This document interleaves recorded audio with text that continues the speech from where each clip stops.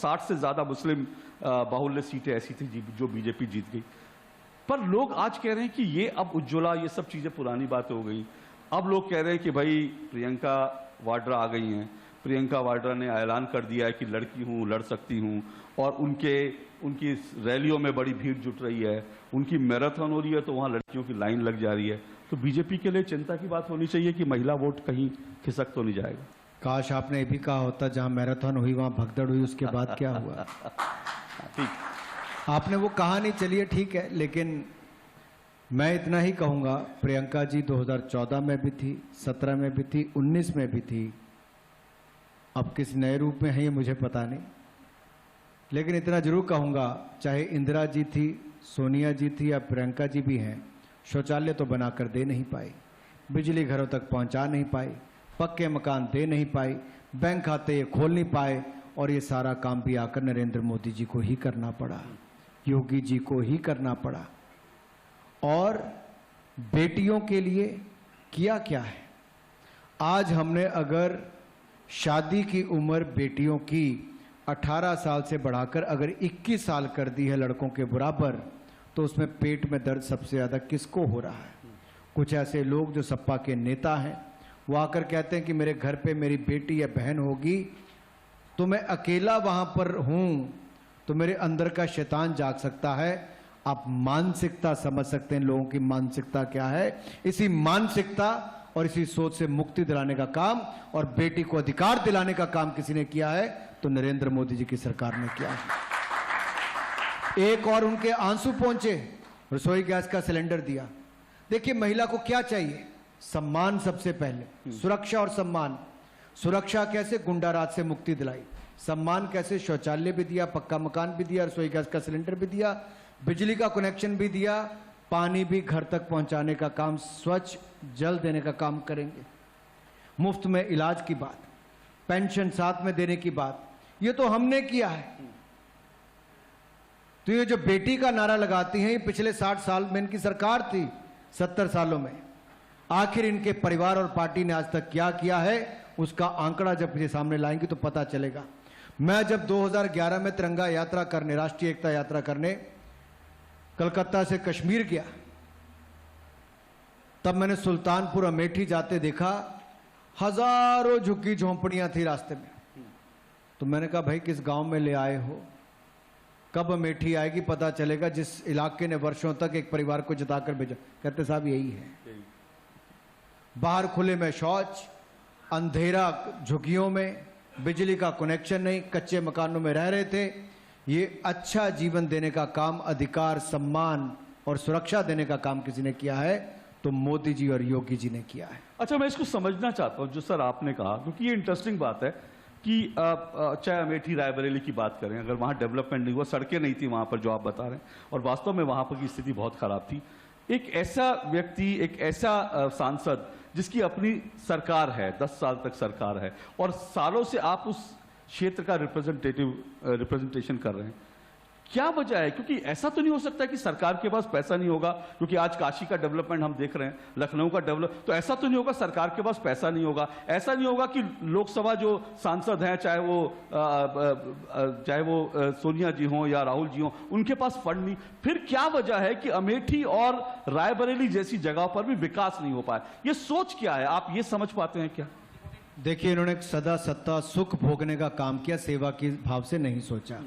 और मैं इसलिए भी कह रहा हूं, ये केवल अपनी पट्टिकाएं लगाने का काम करते थे, पट्टिका लग जाती थी और प्रोजेक्ट पूरा नहीं हो पाता था। आप देखिए सरयू योजना जो है, ये 50 साल पहले शुरू हुई, 100 करोड़ रुपया खर्च होना था, 50 साल तक नहीं हुई, लेकिन योगी सरकार आने के बाद 5 साल के अंदर हमने इसको पूरा किया। 9,800 करोड़ रुपया खर्च आया, पूरा कर दिया। केन बेतवा लिंक बुंदेलखंड के लिए 44,605 करोड़ रुपए का मंजूर किया। पीने के पानी की सुविधा हो या सिंचाई की सुविधा हो, यह भी मोदी योगी सरकार ने किया है, और इससे मध्य प्रदेश और उत्तर प्रदेश के बुंदेलखंड इलाके में बहुत बड़ी क्रांति आएगी।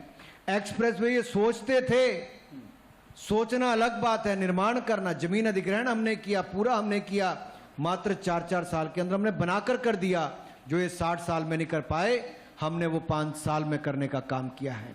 तो 60 साल बनाम 5 साल में कहना चाहता हूं, आप ये करना कर सकते हैं।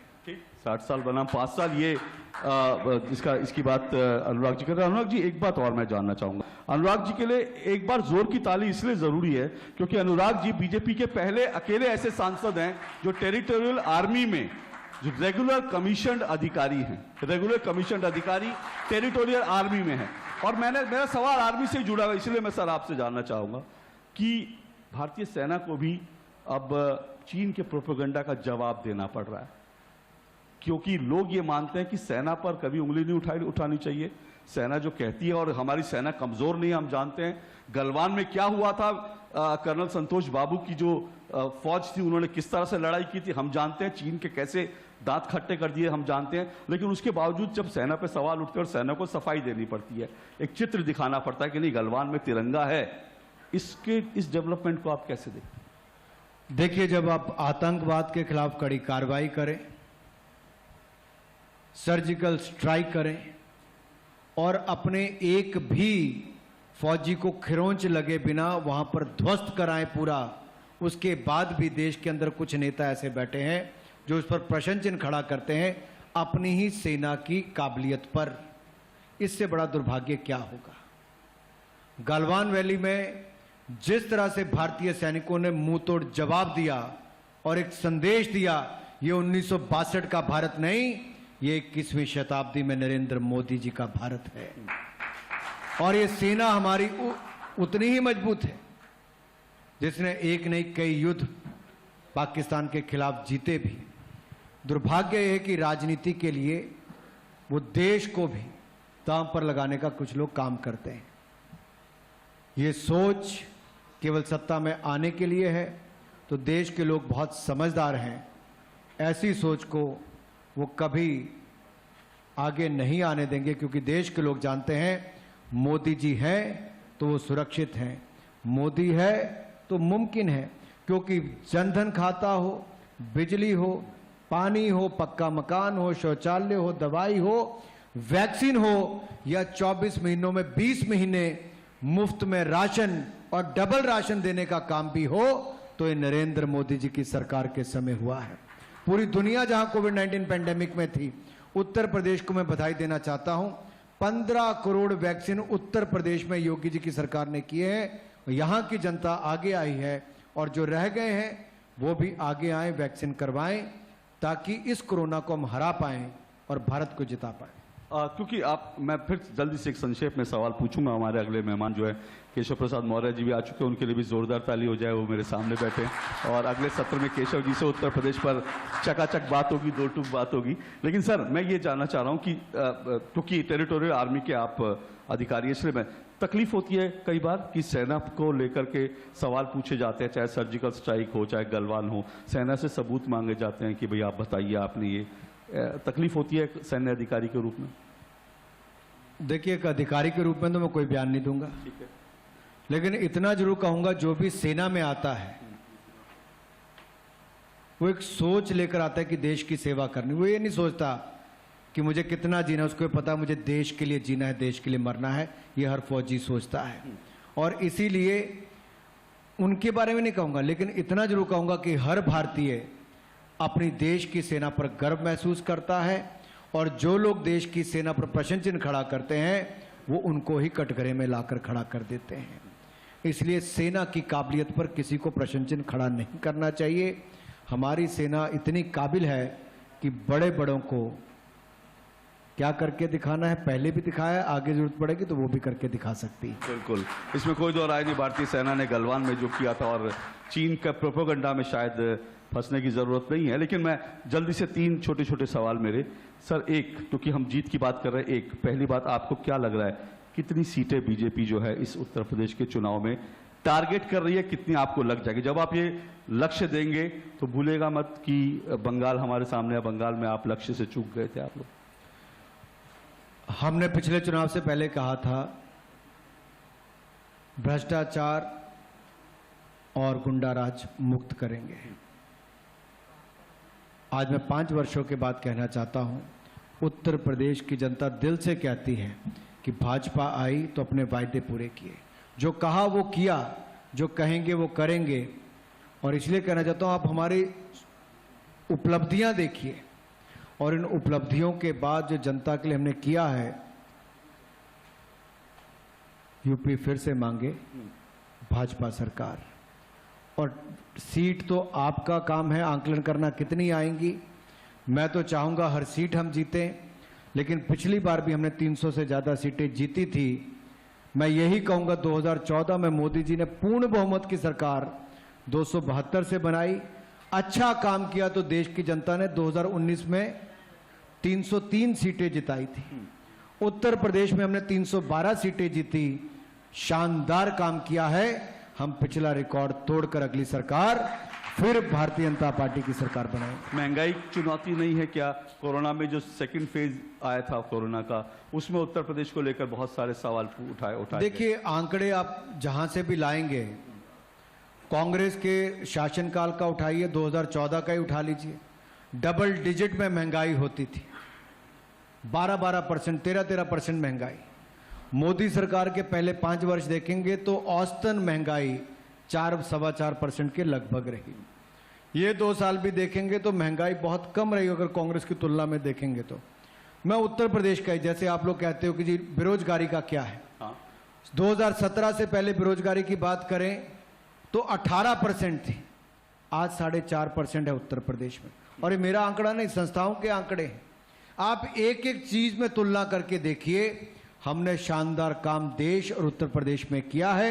इसलिए जनता के पास हम अपनी उपलब्धियों को लेकर जाएंगे, उनका आशीर्वाद मांगेंगे और पहले से ज्यादा सीटें जीतकर उत्तर प्रदेश में भाजपा की सरकार बनाएंगे। पहले से ज्यादा यानी 325 प्लस एक फिगर जो है, जो एक तरह से अनुराग जी कह रहे हैं। मैं जल्दी से कुछ सवाल जो है हमारे ऑडियंस की तरफ से, जो 2-3 सवाल कुछ जल्दी से हम लेना चाहेंगे, क्योंकि अनुराग जी के पास भी समय कम है। जल्दी से माइक जो है यहाँ पर, जी अवधेश जी मेरे ख्याल से हाथ उठा रहे हैं। माइक अगर अवधेश जी के पास पहुंच जाए तो। नहीं अवधेश जी, मुझे लगता है बिना माइक के भी हम आपको सुन पाएंगे जब तक आपके पास माइक पहुंचे। जी जी आप, हाँ माइक आ गया। आप तैयार रहिएगा माइक के लिए, जल्दी से आप यही रहिए प्लीज, जिनके पास माइक है। जी अनुराग जी और अशोक जी, पहले तो मैं डीडी न्यूज़ को बहुत बहुत बधाई और शुभकामनाएं देता हूं आपके इस पहले कॉन्क्लेव के लिए। और पहले सत्र की सफलता बताती है कि इसको ठीक से आप 2 दिन बिल्कुल सफलतापूर्वक पूरा करेंगे। अनुराग जी, आप उत्तर प्रदेश के चुनाव सह प्रभारी भी हैं। आपने जो बातें की उसमें मूलतः 5 आपने चुनाव के मोटा मोटी मुद्दे बता दिए हैं। एक तो आपने स्वयं छापामारी का इतना बड़ा मुद्दा बताया, जाहिर है कि ये चुनाव में गूंजेगा। दूसरा, आपने हिंदुत्व भी अयोध्या मथुरा तक आ गए। तीसरा, आपने अपराधी माफियाओं के खिलाफ भी बताई है। और चौथा, आपने विकास बताया है। लेकिन एक 5वां मुद्दा जो शायद अशोक जी पूछते, उसके पहले ही आपने जवाब दिया हुआ है, प्रधानमंत्री की सुरक्षा चूक वाली स्थिति। तो उत्तर प्रदेश के भी किसी विपक्ष के नेता ने प्रधानमंत्री की सुरक्षा चूक को पंजाब जैसे जोखिम भरे प्रदेश में, जहां की मुख्यमंत्री तक की हत्या हो चुकी है, इशू नहीं बनाया है, चुप्पी साध ली है। तो क्या आने वाले समय में भारतीय जनता पार्टी इसे भी एक बड़े मुद्दे के रूप में उत्तर प्रदेश में उठाएगी कि विपक्ष की सरकारें किस ढंग से जो है सुरक्षा की व्यवस्था करती है? क्योंकि आपकी बातचीत का मेरा निष्कर्ष यही निकला है। देखिए, देश की जनता बहुत समझदार है, समझती है कि सोनिया गांधी जी, राहुल गांधी जी, प्रियंका गांधी जी और विपक्ष के बड़े नेता चुप क्यों हैं। आखिरकार ये देश के प्रधानमंत्री की सुरक्षा में एक बहुत बड़ी चूक एक राज्य की सरकार के कारण हुई है। क्या ये सोची समझी, संयोजित क्या था? ये सब कैसे हो पाया? क्या सरकार सो रही थी या सिस्टम को पंगु बना दिया गया था? क्या था? आखिरकार ये जानने का हक देश की जनता को भी है। और ये बड़े बड़े नेता चुप क्यों हैं? आखिर इनके चुप्पी के पीछे कारण क्या है? ठीक, कोई और सवाल इधर से ऑडियंस की तरफ से? अनुराग जी, एक चीज और जल्दी से, क्योंकि मैंने ये कहा था कि जो है कानून व्यवस्था एक बड़ा मुद्दा रहेगा। महिलाओं की सुरक्षा जो है वो आपको लगता है कि उत्तर प्रदेश में दरअसल ड्रास्टिक चेंज आया है, महिलाएं सुरक्षित महसूस कर रही हैं और ये एक बड़ी उपलब्धि सरकार की है। क्योंकि आंकड़ों के हिसाब से अगर देखें तो हालांकि विपक्ष आज भी बार बार कहता है कि उत्तर प्रदेश में महिलाओं के बहुत अपराध होते हैं, लेकिन आंकड़े इसकी गवाही नहीं देते। पर फिर भी ये विपक्ष इसको मुद्दा बनाने की कोशिश कर रहा है, कुछ घटनाएं ले आते हैं और उस घटनाओं का जिक्र जब वो करते हैं। पहले माफिया राज खुले में था और उद्योग बंद रहते थे, अब उद्योग खुले हैं, माफिया बंद है। ये अंतर है। महिलाएं पहले शाम के समय के बाद बाहर निकलने में संकोच करती थी, आज रात के 12 बजे भी अपनी स्कूटी उठा के, साइकिल उठा के जा सकती हैं। ये योगी सरकार में ही संभव हो पाया है। भारतीय जनता पार्टी ने गुंडा राज के खिलाफ जो प्रहार किया है, जो बुलडोजर चलाया है, ये बुलडोजर की गूंज है जो इन दबंगइयों के कानों में गूंजती भी है, और डर और खौफ योगी सरकार का है जो आज ये गुंडा राज और माफिया राज जेल की सलाखों के पीछे या प्रदेश छोड़ने पर मजबूर हो गए हैं, और आगे भी यही रहेगा। मैं प्रदेश की जनता को कहना चाहता हूं, ये जो गुंडा राज मुक्ति हमने की है उत्तर प्रदेश से, आगे भी ऐसे ही चलेगी। इसी में खेल मंत्री आप हैं, तो उत्तर प्रदेश में एक जो है बहुत बड़े प्रोजेक्ट का प्रधानमंत्री जी ने पिछले दिनों जो है वो शिलान्यास किया, जो यूनिवर्सिटी है, स्पोर्ट्स यूनिवर्सिटी मेरठ में। उस वक्त भी प्रधानमंत्री ये कह रहे थे कि भाई उत्तर प्रदेश में पहले अवैध कब्जों का खेल होता था, अब जो है अपराधी जो है वो जेल होता है। तो ये उसको खेल से भी जोड़ रहे थे प्रधानमंत्री। बिल्कुल ठीक, क्योंकि उत्तर प्रदेश में बहुत सारी प्रतिभाएं हैं, संभावनाएं भी बहुत है खेलों के क्षेत्र में। अगर मेरठ खेलों को समान बनाने की एक नगरी के रूप में देश और दुनिया में जाना जाता है, तो अब स्पोर्ट्स यूनिवर्सिटी के रूप में भी एक बहुत बड़ी जो देन है वो मोदी जी की, योगी जी की है, और बहुत सारे खिलाड़ियों को आगे आने का अवसर मिलेगा। देश के खिलाड़ियों ने जब टोक्यो में ओलंपिक्स और पैरालंपिक्स में शानदार प्रदर्शन किया, तो उसके बाद प्रदेश में बुलाकर केवल एक राज्य ऐसा है जिसने प्रदेश नहीं बल्कि देश भर के ओलंपियंस और पैरालंपियंस को बुलाकर करोड़ों रुपए का इनाम दिया था। उस प्रदेश का नाम है उत्तर प्रदेश। उत्तर प्रदेश की जनता की ओर से योगी जी ने देश भर के खिलाड़ियों को सम्मानित करने का काम किया। अब देश भर के खिलाड़ियों को और उत्तर प्रदेश के खिलाड़ियों को नेशनल स्पोर्ट्स यूनिवर्सिटी देने का काम भी किया है, जो अपने आप में एक बहुत बड़ी उपलब्धि है। यानी यहाँ की स्पोर्ट्स प्रतिभाएं जो हैं उनको एक बहुत अवसर मिलेगा।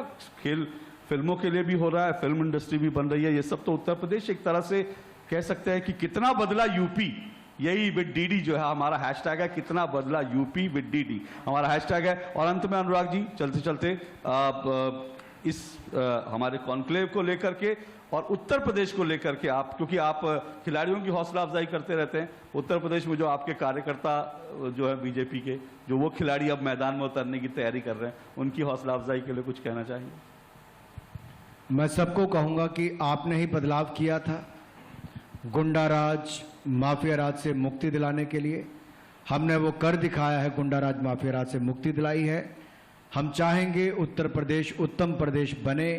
उस दिशा में जो काम किया है, दूसरे नंबर की अर्थव्यवस्था बने हैं, अगले 5 वर्षों में नंबर 1 राज्य उत्तर प्रदेश को बनाएंगे, ये करके दिखाएंगे। महिला सुरक्षा कराई है, महिलाओं को सम्मान दिया है, युवाओं को आगे बढ़ाने का काम और रोजगार के भरपूर अवसर दिए हैं, आगे भी देंगे।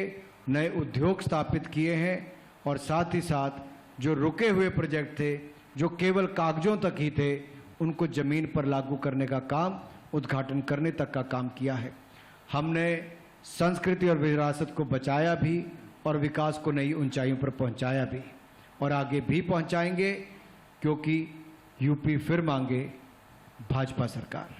चलिए, यूपी फिर मांगे भाजपा सरकार। अनुराग जी का आह्वान है यहाँ से। हालांकि विपक्ष के नेता आएंगे तो उसको कैसे रिएक्ट करता है वो भी अब पूछेंगे। अगले 2 दिन तक लगातार आप हमारे साथ बने रहिए। अनुराग जी के लिए एक बार फिर जोरदार ताली। केंद्रीय सूचना और प्रसारण मंत्री और साथ साथ भारत के युवा और खेल मामलों के मंत्री अनुराग ठाकुर जी हमारे मंच पर आए, उन्होंने हमारे साथ खुलकर बात की उत्तर प्रदेश पर, उसके लिए बहुत बहुत आभार, बहुत बहुत शुक्रिया अनुराग।